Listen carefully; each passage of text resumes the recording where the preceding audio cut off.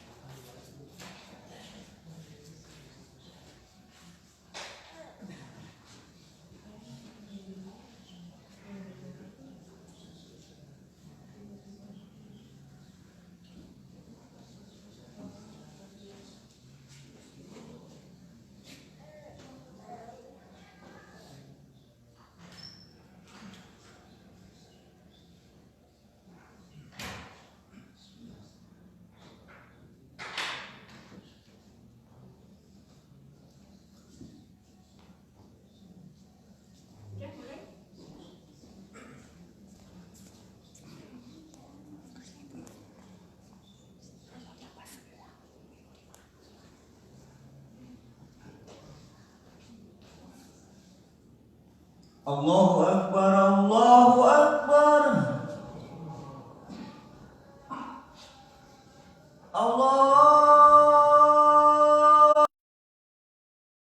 Allahu Akbar, Allahu Akbar. Asyhadu an la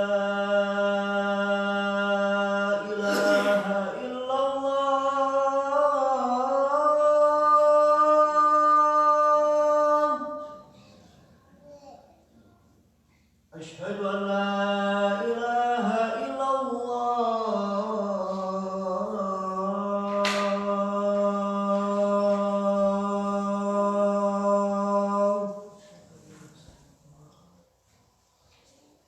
أشهد أن محمدا رسول الله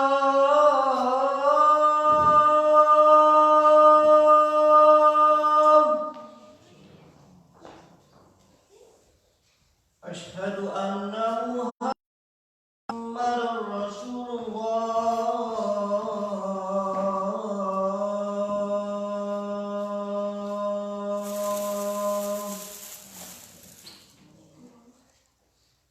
حي على الصلاة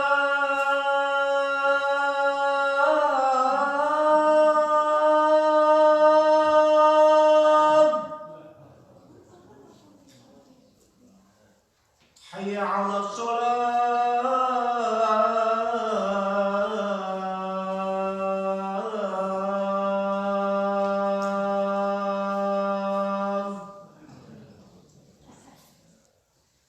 حي على الفلاح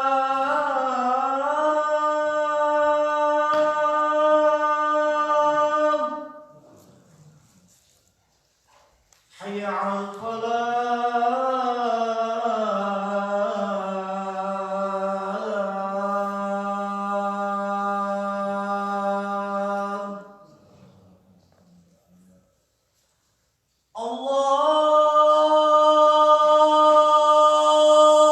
الله أكبر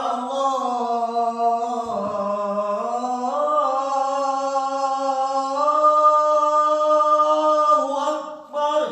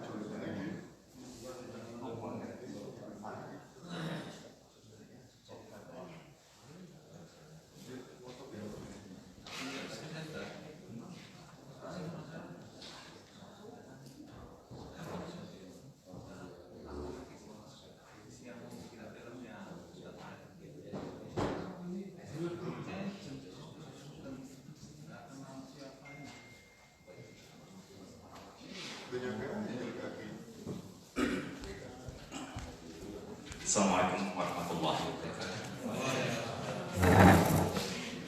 Bapak dan Ibu yang dimuliakan Allah, insyaallah sebelum Bapak Khatib ada beberapa sedikit pengumuman. Mulai nanti malam kalau sudah salah Jumat, Sabtu, Minggu, Senin dan Selasa insyaallah Bapak Masya Allah Bapak Dr. Indriano Faisal akan memberikan tausiah kepada kita. Subhanallah, suatu kebahagiaan buat kita semua. Beliau bisa hadir di sini untuk beberapa hari. Dan sebelum besok malam, insya Allah, sebelum tausiah beliau akan ada pengumuman dari pengurus info dalam rangka renovasi yang insya Allah bisa Pak Thomas untuk bisa manajer masjidnya. Mohon hadiahnya. Baiklah, mari kita mulai khutbah Jumat surat yang akan ditulis Dr. Indriano. Assalamualaikum warahmatullahi wabarakatuh.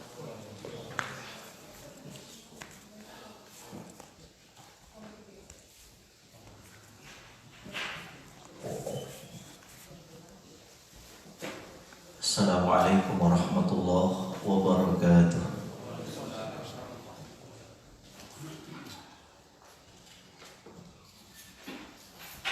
Allahu Akbar, Allahu Akbar, Allahu Akbar, Allahu Akbar. Asyhadu an la ilaha illallah.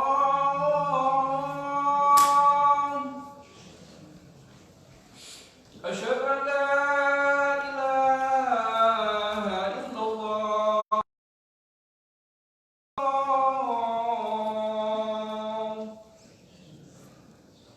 أشهد أن محمدا رسول الله. أشهد أن محمدا رسول الله.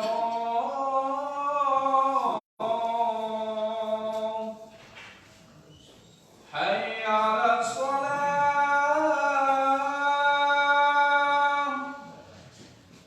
حي على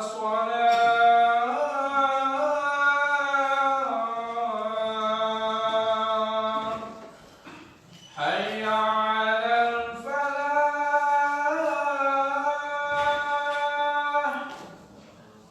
حي على الفلاح.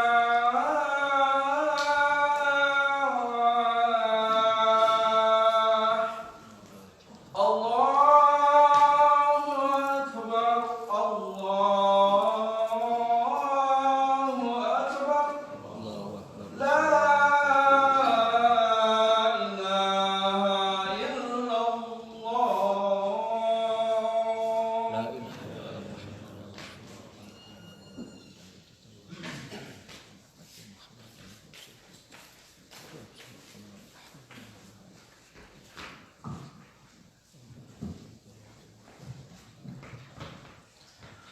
Alhamdulillah baril barayat Khaliqil kainat Al-alim al-zawahiri wal khafiyat Al-mutali' ala al-dhama'ir wal niyat.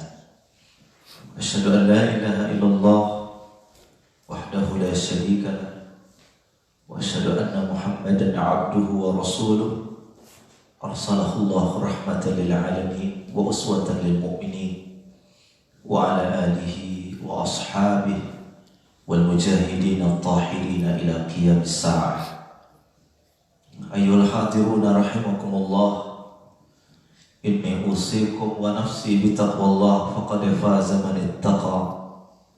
Haitsu qala jalla jalaluhu fi muhkami tanzilih, ya ayyuhalladzina amanu taqullaha haqqa tuqatih wa la tamutunna illa wa antum muslimun. Qala Allah Ta'ala fil Qur'anil Karim, A'udzu billahi minasyaitonir rajim. Bismillahirrahmanirrahim. Ya ayyuhalladzina amanu istajibu lillahi walir rasul idza da'akum lima yuhyikum. Shadaqallahul azim. Jemaah Jumat rahimakumullah. Segala sesuatu yang Allah perintahkan adalah kebahagiaan dan keselamatan kita sebagai hamba. Di dalam ayat yang kita bacakan tadi dalam surah Al-Anfal ayat 24, Allah Subhanahu wa taala berfirman, Ya ayyuhalladzina amanu istajibu lillahi walir rasul idza da'akum lima yuhyikum. Hai orang-orang yang beriman, apabila Allah Subhanahu wa taala dan Rasulnya memanggil kalian untuk suatu panggilan, maka ikutilah panggilan itu, karena di dalamnya ada kebaikan untuk. Ibnu Abbas berkata, kalau ada ayat dimulai dengan ya ayyuhalladzina amanu, hai orang-orang yang beriman, ittabi'u, perhatikanlah ayat itu. Setelah ayat itu, satu di antara dua kemungkinan, kalau bukan perintah, di dalamnya adalah larangan. Kita bisa cek di dalam Al-Quran, seluruh ayat yang dimulai dengan ya ayyuhalladzina amanu, setelah itu kalau bukan perintah adalah larangan. Kenapa setelah itu ada perintah dan larangan? Dimulai dengan amanu. Kata para ulama, hanya orang-orang yang berimanlah yang mampu untuk istijabah, memenuhi panggilan Allah dan panggilan Rasul. Di dalam panggilan Allah dan panggilan Rasul itu yuhyikum, menghidupkan kalian. Apapun panggilan Allah, apapun panggilan Rasul, kalau kalian lakukan, yuslih umurakum, segala urusan kalian akan selesai, kehidupan kalian akan baik. Para ulama berkata, suatu kehidupan akan baik paling tidak ada 3 syarat. Yang pertama, hidup akan baik kalau ada ilmu di dalam. Oleh karena itu, Al-Imam Al-Bukhari saat menulis kitab Sahih beliau, di awal kitab itu beliau mengatakan, Babul ilmi qabla al-qawli wal-'amal. Ilmu itu didahulukan sebelum berkata dan sebelum berbuat. Maka al-ilmu min syurutil hayat. Ilmu itu adalah syarat akan kehidupan. Semakin orang berilmu, insya Allah semakin terarah hidupnya. Dan semakin tidak berilmu, semakin jauh dari arah dan tujuan yang sebenarnya. Tetapi ilmu itu, hadirin sekalian yang saya muliakan, kita perlu perhatikan. Tatkala malaikat Jibril alaihissalam membawa perintah Iqra kepada Nabi Muhammad sallallahu alaihi wasallam, Jibril alaihissalam mengulang Iqra itu 3 kali. Iqra, Nabi Muhammad menjawab, saya tidak bisa membaca. Iqra, Nabi Muhammad menjawab, saya tidak bisa membaca. Iqra, Nabi Muhammad menjawab, saya tidak membaca. Apa yang dimaksud dengan Iqra yang pertama itu? Iqra yang pertama itu adalah apa yang akan saya baca. Hidup seseorang tergantung dengan apa yang dia baca. Maka oleh karena itu, kalau kita ingin hidup dalam agama yang benar, maka sumber bacaan kita pun harus benar. Maka alangkah anehnya orang belajar agama tapi tidak membaca sumber-sumber agama yang benar. Maka dipastikan ilmu yang dia dapat, kehidupan yang akan dia jalani pasti salah. Kenapa? Karena apa yang dibaca menentukan kualitas hidup seseorang. Oleh karena itu, kita harus membaca keilmuan-keilmuan yang bersumber dari sumber-sumber yang otoritatif. Kalau kita belajar agama, maka yang harus kita baca adalah sumber-sumber otoritatif dalam agama. Apa sumber otoritatif itu? Dia adalah Al-Quran dan Sunnah Nabi Muhammad Sallallahu Alaihi Wasallam. Apabila ilmu agama dijauhkan dengan sumber ini, maka dipastikan jalan hidup seseorang setelah berilmu akan salah dan sesat. Yang kedua, Iqra yang kedua itu maksudnya adalah bagaimana saya akan membaca, metodologi membaca. Kalau yang dibaca benar tapi cara membaca salah, juga akan melahirkan pemahaman yang salah dan akan memberikan jalan hidup yang salah juga. Maka bagaimana cara membaca juga menentukan kualitas hidup seseorang. Suatu ketika setelah sidang bom Bali dan ditanya, mereka yang terduga teroris itu ditanya, apa yang membuat Anda melakukan tindakan-tindakan teror seperti ini? Mereka menjawab, saya sedang mengamalkan firman Tuhan, faqtulul musyrikina haitsu saqiftumuhum. Bacalah, bunuhlah orang musyrik dimanapun engkau jumpai. Ayat ini ada dalam Quran dan tidak bisa kita bantah. Ada dalam Quran. Tetapi ayat ini apabila salah membacanya, maka akan melahirkan salah jalan hidup seseorang. Ayat ini dibaca dalam konteks perperangan. Di dalam perperangan, bunuhlah orang musyrik dimanapun engkau bertemu. Tetapi ayat ini tidak bisa dibawa di luar perperangan.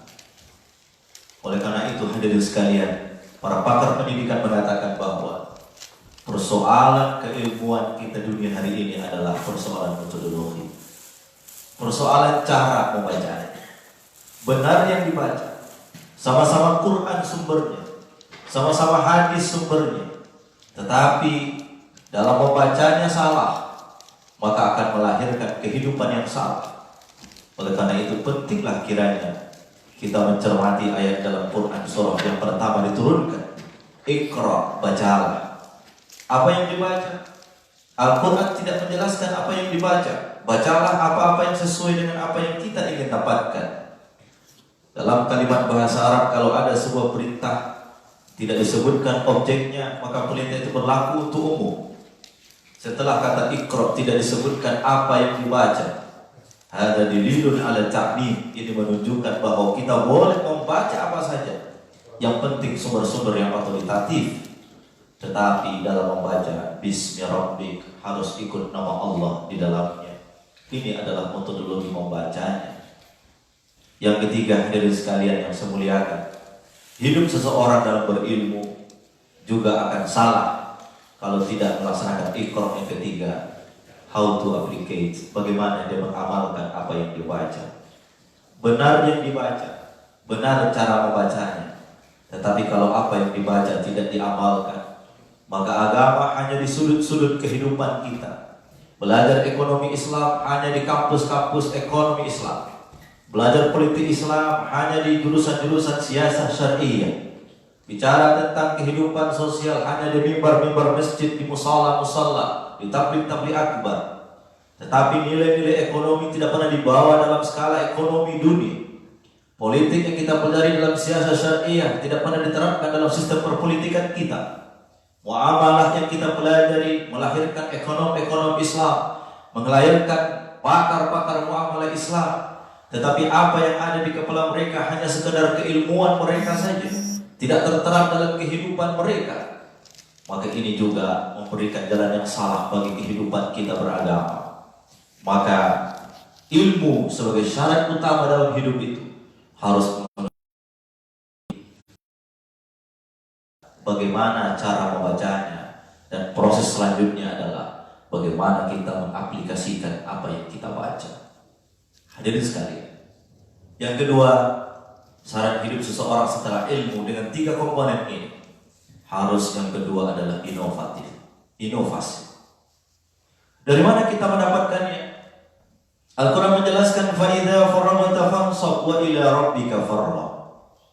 فَإِذَا فَرَغْتَ, Al-Quran tatkala menunjukkan kreativitas, inovasi, gerak, dia tidak mengatakan فَإِذَا خَلَّيْتَ, dia mengatakan فَإِذَا فَرَغْتَ.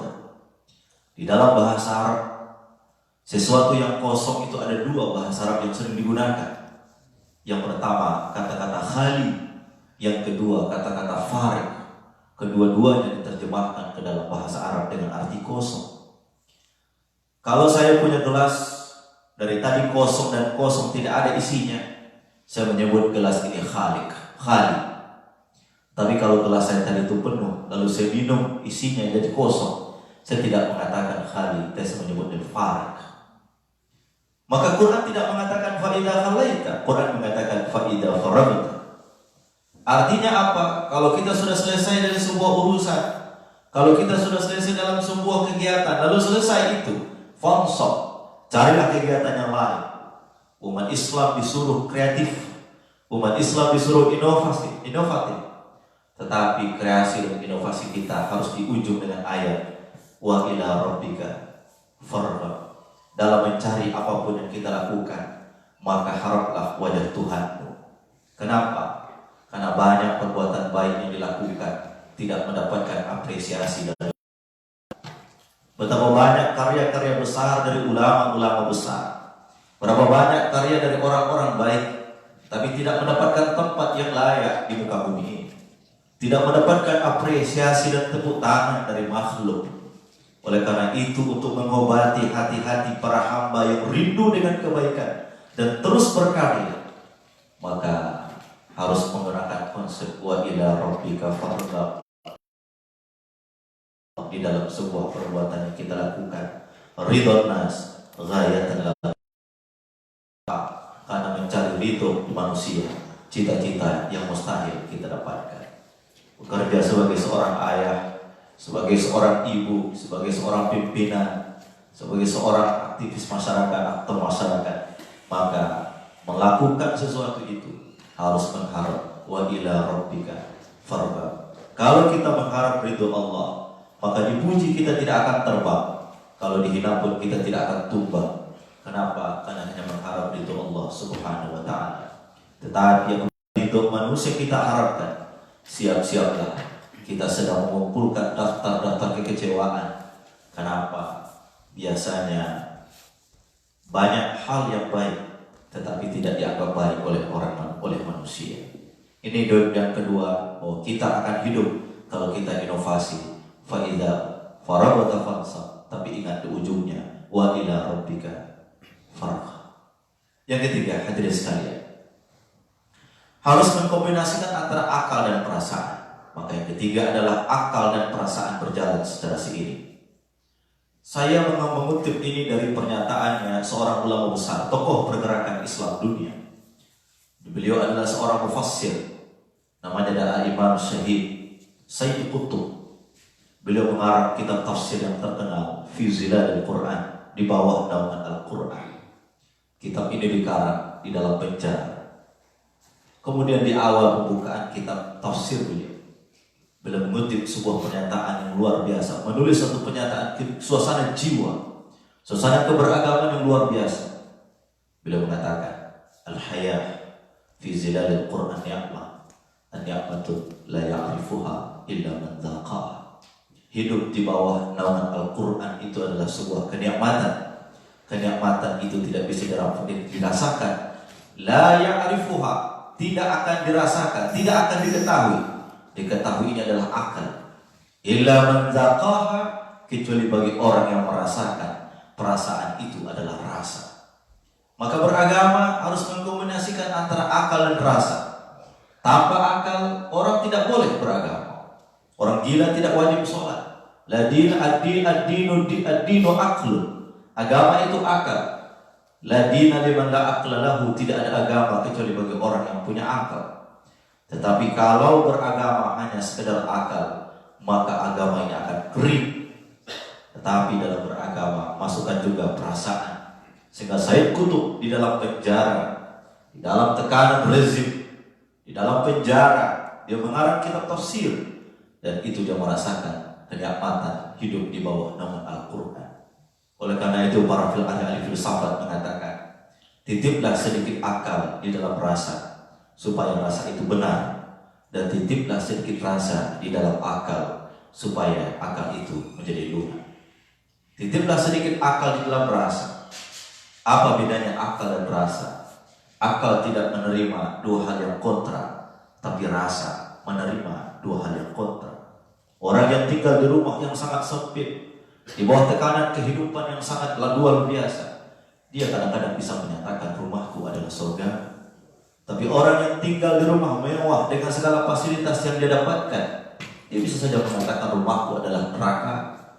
Akalnya tidak mengatakan demikian, tapi perasaannya mengatakan demikian. Maka titiplah sedikit akal di dalam rasa, supaya rasa itu menjadi lurus. Anak bapak yang mencintai seorang laki-laki yang sangat jahat, bapak tidak boleh mengatakan selarang engkau mencintainya nak.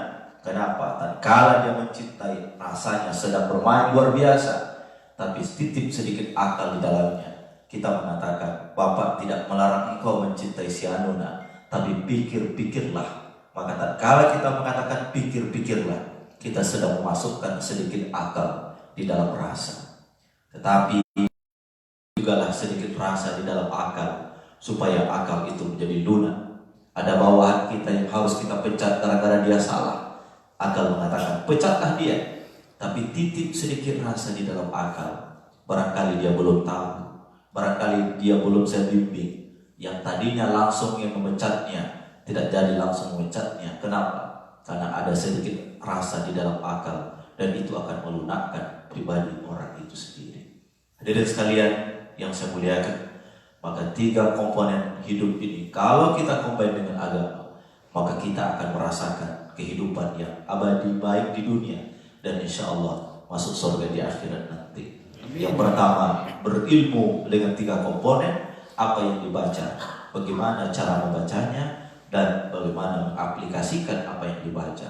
Yang kedua, bergeraklah, inovasilah, tapi ingat, wa ila rabbika farghab. Kenapa? Karena tidak semua perbuatan baik kita akan mendapatkan balasan tepuk tangan dari orang lain. Cacian demi cacian yang menimpa Nabi Muhammad, andaikan dia mengharapkan ridho manusia, dari awal beliau sudah tumbang. Tapi beliau mengatakan, wa ila rabbika farghab, kepada Tuhan engkau harus berharap. Yang ketiga adalah, mari kita kombinasikan antara akal dan perasaan. Akal menentukan salah dan benar, tapi perasaan itu akan menjadikan hidup akan lebih terarah. Maka dengan demikian kita bisa menjadi manusia yang sempurna dan bisa melaksanakan ajaran agama dengan baik. Fid dunya hasanah wa fil akhirati hasanah. Demikian, fa'tabiru ya ulil absar la'allakum tuflihun.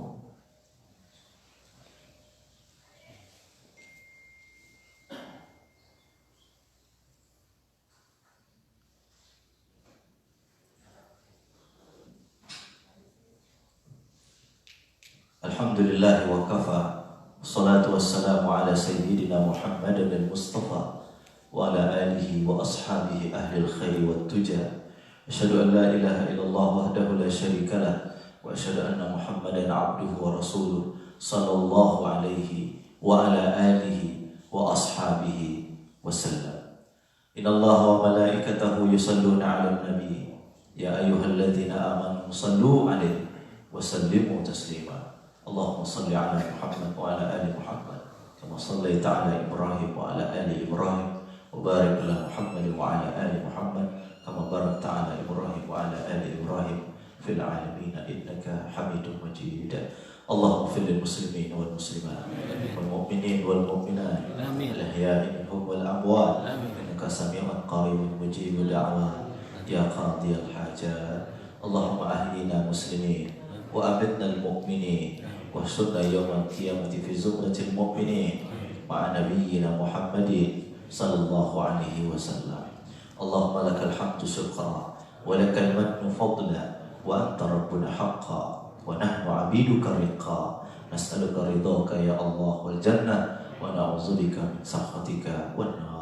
ربنا آتنا في الدنيا حسنة وفي الآخرة حسنة وقنا عذاب النار والحمد لله رب العالمين. عباد الله، إن الله يأمر بالعدل والإحسان وإيتاء ذي القربى وينهى عن الفحشاء والمنكر والبغي يعظكم لعلكم تذكرون ولذكر الله أكبر. أقيموا الصلاة. الله أكبر الله أكبر أشهد أن لا إله إلا الله أشهد أن محمدا رسول الله حي على الصلاة حي على الفلاح قد قامت الصلاة قد قامت الصلاة. الله أكبر لا إله إلا الله. La ilaha illallah Muhammadur Rasulullah sallallahu alaihi wasallam. Sawu sufufakum, lurus, rapatkan shaf. Allahu akbar.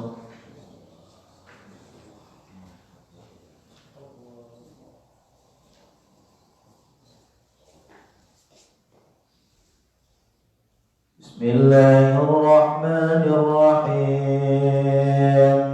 Alhamdulillahi rabbil alamin. Ar-Rahmanir Rahim. Maliki yaumiddin. Iyyaka na'budu wa iyyaka nasta'in. Ihdinas siratal mustaqim. صراط الذين أنعمت عليهم غير المغضوب عليهم ولا الضالين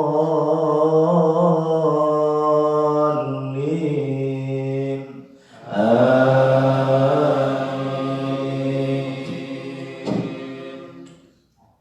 واتل عليهم نبأ الذي آتيناه آياتنا فانسلخ منها فأتبعه الشيطان فكان من الغاوين.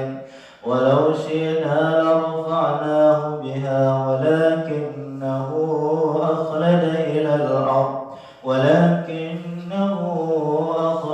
إلى الأرض واتبع هواه ومثله كمثل الكلب إن تحمل عليه يلحث أو تتركه يلحث. ذلك مثل القوم الذين كذبوا بآياتنا. وقصص القصص لعلهم يتفكرون. ساء مثلا القوم الذين كذبوا بآياتنا وأنفسهم كانوا يظلمون. من يهد الله فهو المهتدي ومن يضلل فأولئك هم الخاسرون. الله أكبر.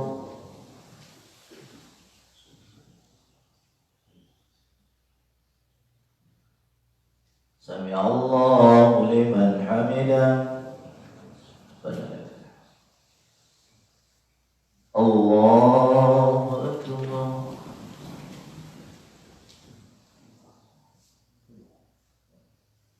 الله أكبر.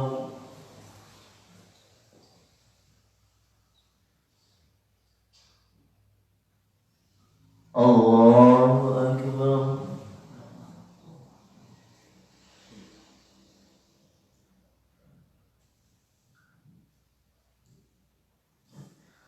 الله أكبر. بسم الله الرحمن الرحيم. الحمد لله رب العالمين. الرحمن الرحيم. مالك يوم الدين. إياك نعبد وإياك نستعين. اهدنا الصراط المستقيم. صراط الذين أنعمت عليهم غير المغضوب عليهم ولا الضالين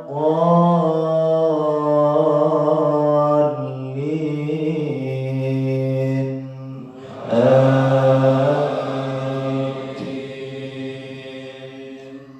من يهد الله فهو المهتدي ومن يضلل فأولئك هم الخاسرون.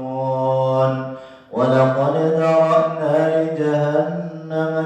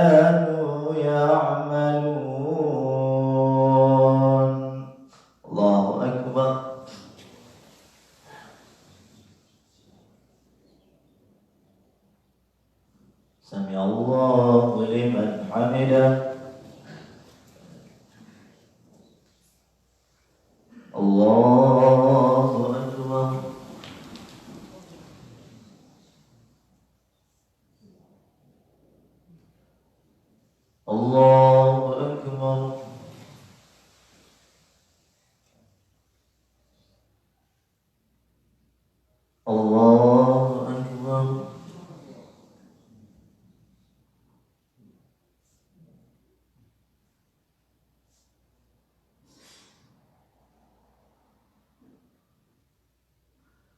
Allahu Akbar.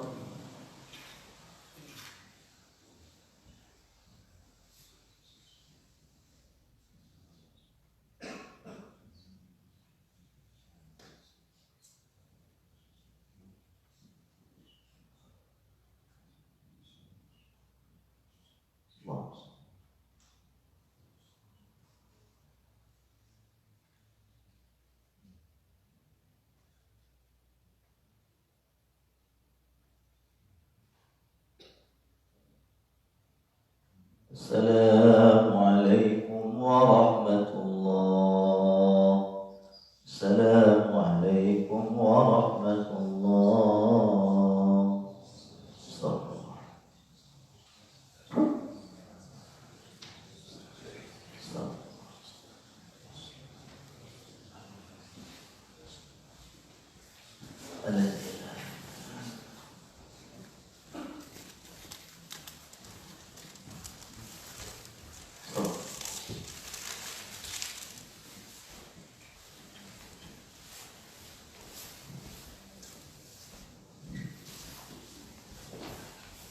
Subhanallah.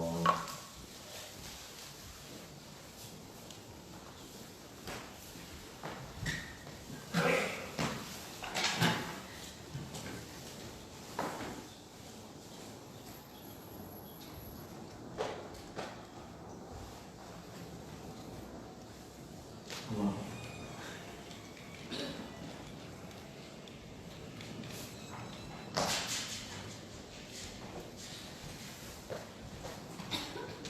Allahu Akbar.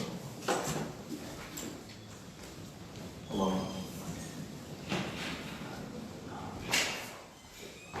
آمين بالله من الشيطان الرجيم. بسم الله الرحمن الرحيم. الحمد لله رب العالمين. حمدا عالم حمدا شاكرين حمدا يوفي نعمه ويكافئ مزيدا. ربنا لك الحمد كما ينبغي لجلال وجهك الكريم وعظيم سلطانك. اللهم ربنا لك الحمد شكرا ولك الحمد فضلا وانت ربنا حقا ونحن عبيدك رقا. نسالك رضاك والجنه ونعوذ بك من سخطك والنار. اللهم ربنا لا اله الا انت سبحانك انا كنا من الظالمين. اللهم افرغ علينا صبرا وثبت اقدامنا وانصرنا على القوم الكافرين. اللهم زدنا علما وارزقنا فهما. اللهم ربنا آتنا في الدنيا حسنة وفي الآخرة حسنة وقنا عذاب النار. سبحان ربك رب العزة عما يصفون وسلام على المرسلين والحمد لله رب العالمين.